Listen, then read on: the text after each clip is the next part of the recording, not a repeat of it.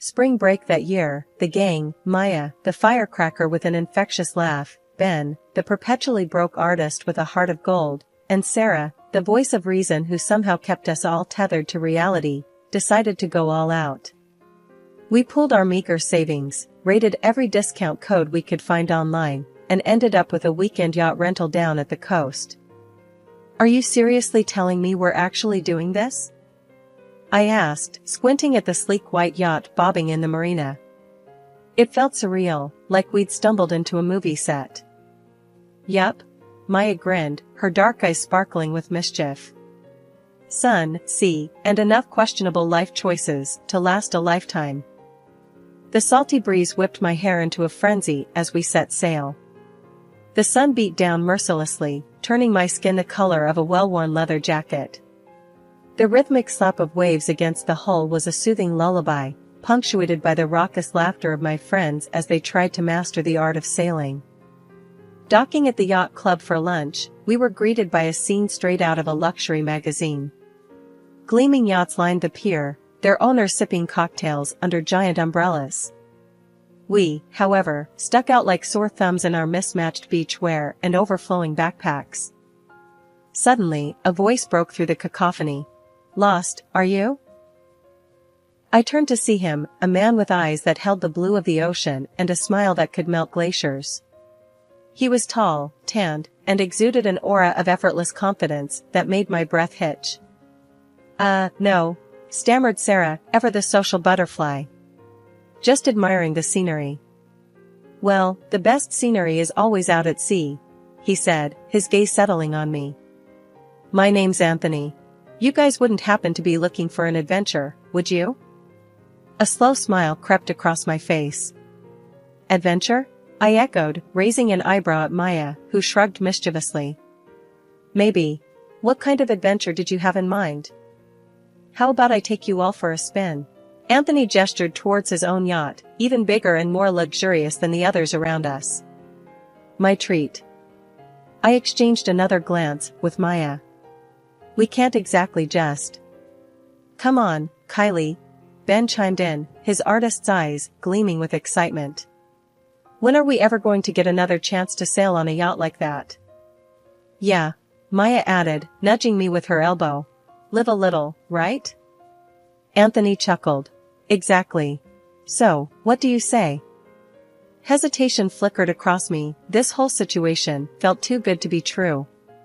But then I looked at my friends, their faces brimming with anticipation, and the accountant in me took a back seat to the thrill seeker.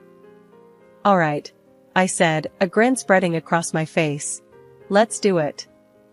Stepping onto Anthony's yacht was like entering another world. Plush carpeting, gleaming mahogany furniture, and a stocked bar that could rival any high-end restaurant. It was the kind of luxury I'd only ever seen in magazines. "Wow," I breathed, taking it all in. "Welcome aboard," Anthony said, offering me his hand. His touch sent a jolt through me, a spark that had nothing to do with the borrowed life raft vest strapped to my chest. The rest of the weekend felt like a dream. We snorkeled in crystal-clear waters, kayaked through secluded coves, and spent evenings sprawled on the deck under a sky thick with stars.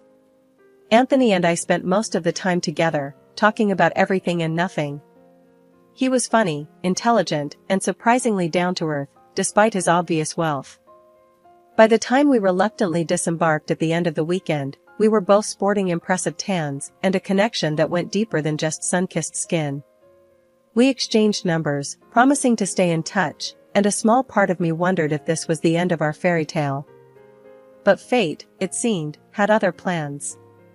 A few days later, Anthony called, inviting me to a quaint little cafe he knew. We spent hours lost in conversation, and by the end of the night, it was clear that the spark we'd shared on the yacht had only grown stronger.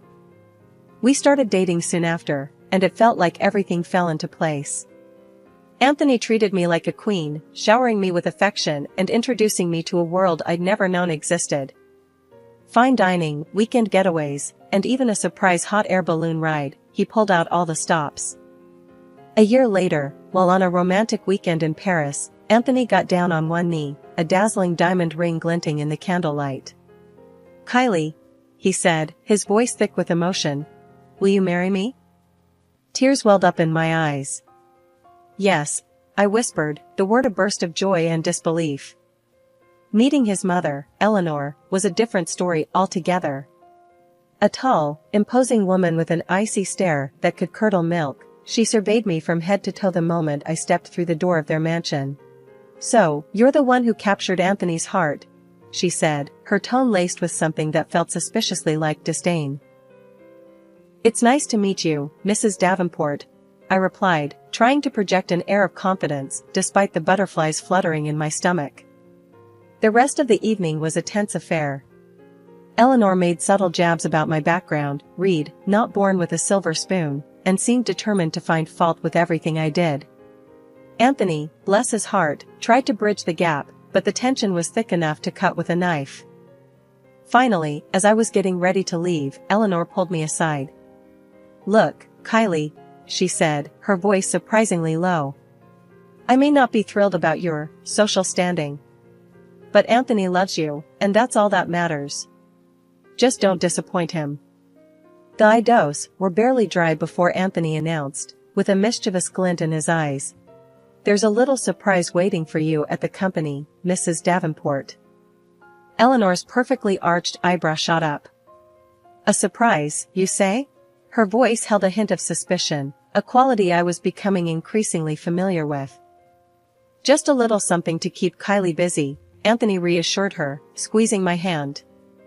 My heart hammered a frantic rhythm against my ribs. What surprise? The surprise turned out to be a corner office overlooking the bustling city skyline and a shiny new title, Assistant Accountant. Eleanor Davenport Industries, a steel and concrete empire built from scratch by the formidable woman herself, was now my workplace. Working alongside Anthony was a dream come true.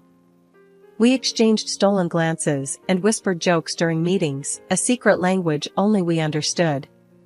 But navigating the minefield that was Eleanor's presence was a whole other story. Our interactions were limited to clipped greetings and terse exchanges during family dinners. It was a tense ballet of forced smiles and polite conversation, punctuated by Anthony's booming laughter as he tried, mostly in vain, to lighten the mood. Years flew by in a blur of board meetings, quarterly reports, and the gnawing ache of an unfulfilled dream. Getting pregnant, it seemed, wasn't as simple as the sappy romance novels I devoured in college. Doctor visits became a routine, each negative pregnancy test a tiny punch to the gut. Anthony remained a rock, his love unwavering, but I saw the flicker of disappointment cloud his eyes sometimes. I buried myself in work, pouring my energy into the company. Eleanor, surprisingly, didn't seem to mind. In fact, she'd occasionally toss a compliment my way, acknowledging a well-structured report or a particularly insightful suggestion. It was a small victory, a grudging acceptance of my abilities, but a victory nonetheless. One evening, after a particularly grueling board meeting, Eleanor caught me packing up my briefcase. You're good at your job, Kylie, Eleanor began, her voice devoid of its usual frostiness.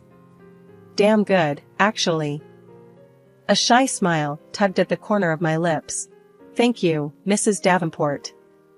But, she continued, her gaze turning steely, work shouldn't be your entire life. You and Anthony. She trailed off, leaving the sentence unfinished. But the unspoken message hung heavy in the air. You and Anthony need to start a family. We're trying, I blurted out, surprising myself with my honesty. We've been trying for years, but... Eleanor leaned back in her chair, her expression unreadable. Sometimes, she said finally, life doesn't always go according to plan. But that doesn't mean there isn't happiness to be found. Her words were cryptic, yet strangely comforting. Was it a softening? A flicker of empathy beneath the steely exterior? It was hard to tell. At one of the family dinners at Eleanor's house, Anthony strutted into the kitchen, a triumphant grin plastered on his face. Guess who just hired the most stunning secretary the company's ever seen? He announced, wrapping his arm around me in a hug that felt more performative than usual. I stifled a sigh. Anthony had a way of making even the most mundane announcements sound like earth-shattering news. Really? I managed, forcing a smile. Who is she? Tiffany, he said, his voice dropping a seductive octave. Blonde hair, legs that go on for miles, and a smile that could melt glaciers. Eleanor, who had been engrossed in the financial section of the newspaper, finally lowered it with a sigh. New secretary, huh? She said, her gaze sharp as a hawk's. Yeah. Anthony beamed. Think she'll liven up the place a bit, don't you? Let's just hope she can handle a phone and a keyboard, I muttered under my breath. The remark slipped out before I could stop it.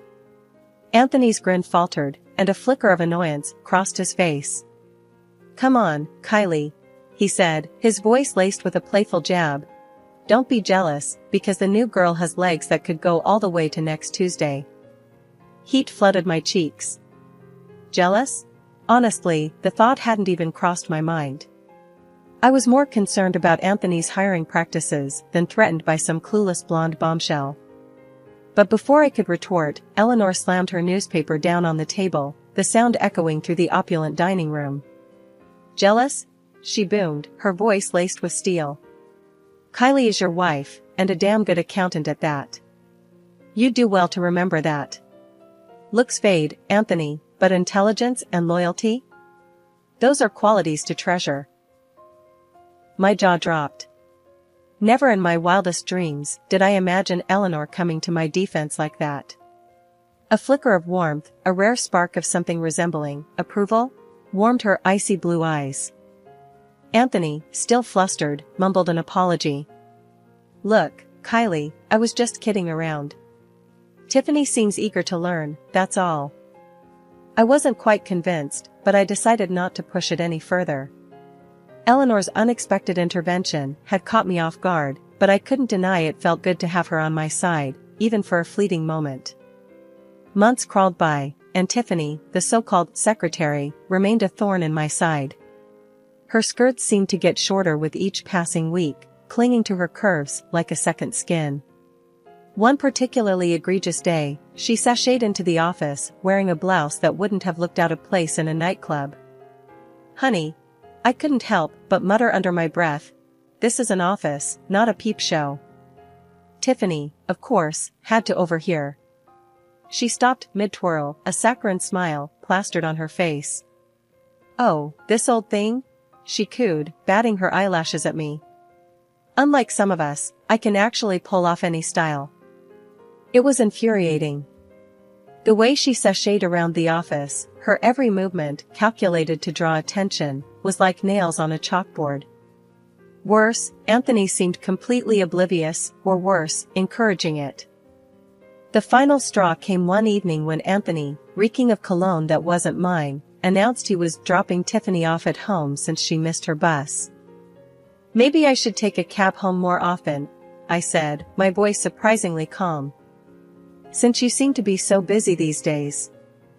Anthony's face flushed. That's not what I meant, he stammered. Look, it's nothing. Just a ride home. No big deal. But it was a big deal. It was a giant, flashing neon sign screaming infidelity right in my face. And I was done ignoring it. The walk home felt like an eternity.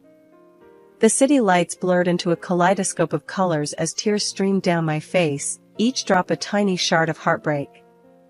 A taxi finally screeched to a halt, its yellow glow a beacon in the gathering darkness. As the night deepened, the silence in the apartment became deafening. Anthony still hadn't come home. And for the first time in years, I didn't feel lonely.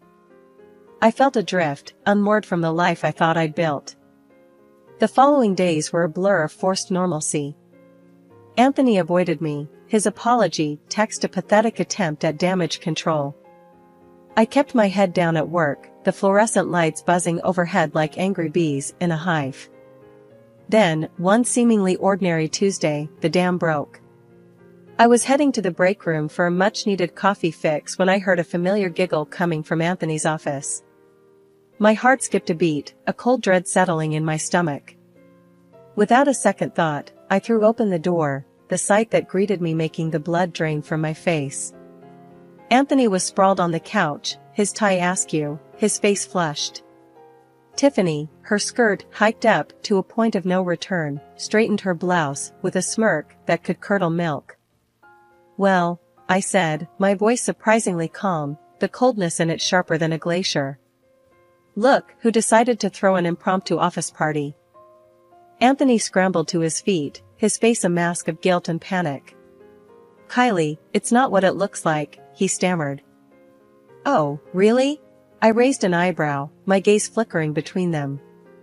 "Because from where I'm standing, it looks pretty damn incriminating." Tiffany, the little viper, had the audacity to laugh. "Relax, uptight. It was just a little fun." "Fun?" I repeated, my voice laced with venom. "At the expense of our marriage? You're both pathetic." That evening, as I sat hunched over a laptop, Anthony sauntered into the living room, a smug grin plastered on his face. He tossed a document onto the coffee table in front of me, the crisp white paper crackling like a gunshot in the silence. "There," he announced, his voice laced with a bravado that did little to mask the underlying nervousness in his eyes. "Divorce papers. Sign them and let's get this over with. This marriage is over." It's been over for a while now, frankly. But, why? The question tumbled out, raw and desperate. 8 years of my life, poured into this relationship, and this was how it ended? On a crumpled piece of paper, discarded like yesterday's trash? "Why?" he repeated, a cruel edge creeping into his voice. "Because you're, you, Kylie. Uptight, boring, always working. And then there's Tiffany's pregnant," he declared, a smug satisfaction coloring his tone. "We're going to have a baby. A real family." The words were a slap in the face, a cold reminder of the unfulfilled dreams that haunted the quiet corners of our marriage. Tears welled up in my eyes, but I blinked them back, refusing to give him the satisfaction of seeing me crumble. "So, sign the papers," he repeated, his voice clipped with impatience. "The sooner the better. Frankly, you just annoy me." Annoy him? After all these years, all I was an annoyance? A bitter laugh escaped my lips, a harsh, humorless sound that echoed in the sterile silence of the room. "Get out," I said, my voice surprisingly steady. "Just get out of my sight." Anthony hesitated for a moment, a flicker of something like surprise crossing his face. Then, with a shrug, he turned and headed for the bedroom. Moments later, the rumble of a suitcase being dragged across the floor filled the apartment. He emerged a few minutes later, a duffel bag slung over his shoulder. He didn't look at me, didn't even offer a goodbye. He simply opened the door, stepped out, and slammed it shut behind him with a finality that sent a tremor through the room. Tears finally spilled down my cheeks, hot and unchecked. I crumpled onto the couch, the weight of his betrayal a physical ache in my chest. After a while, I stumbled to my feet and picked up the divorce papers, my gaze blurring over the legalese.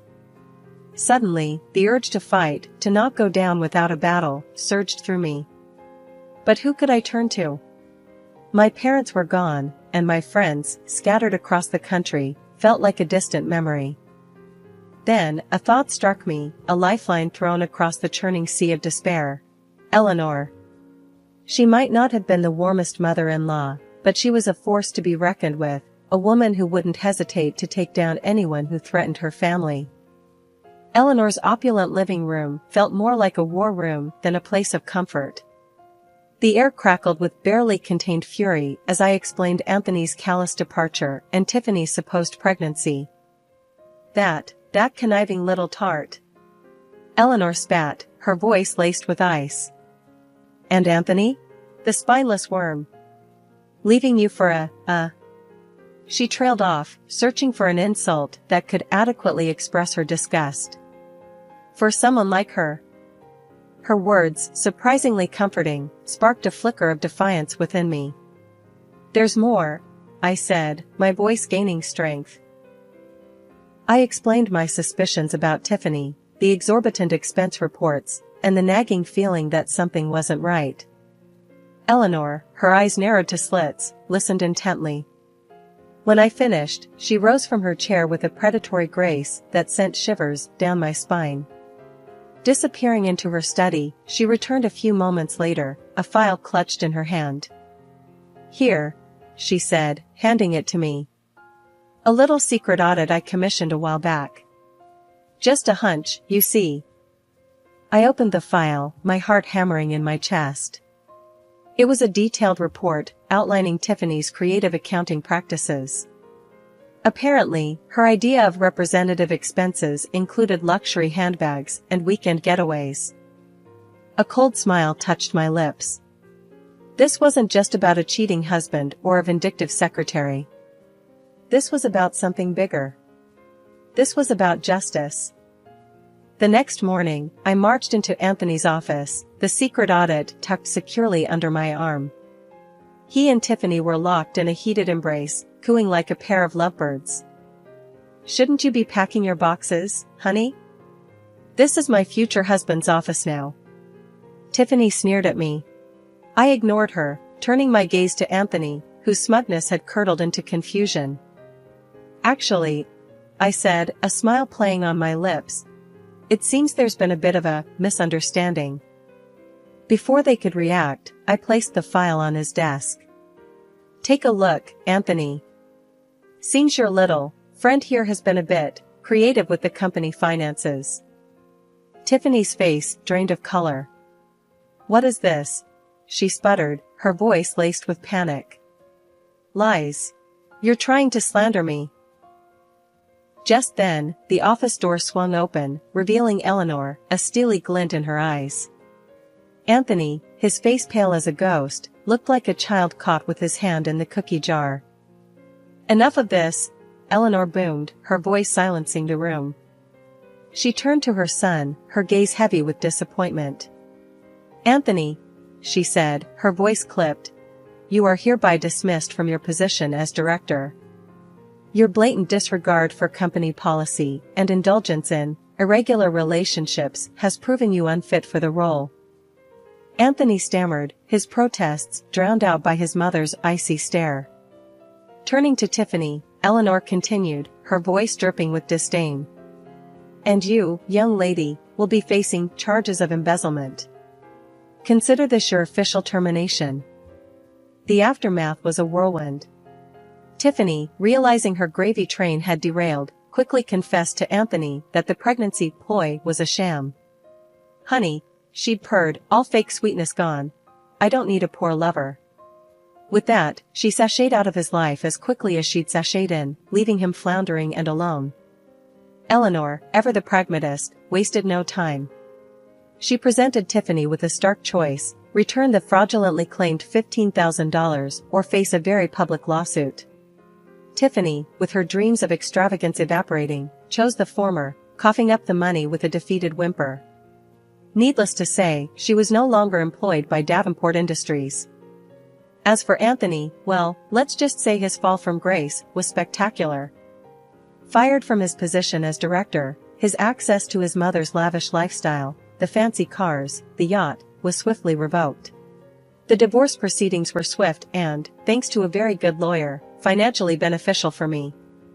Part of me, a bruised and battered part, wanted nothing more than to walk away from Davenport Industries, to leave the memories, and Anthony, behind. But Eleanor surprised me again.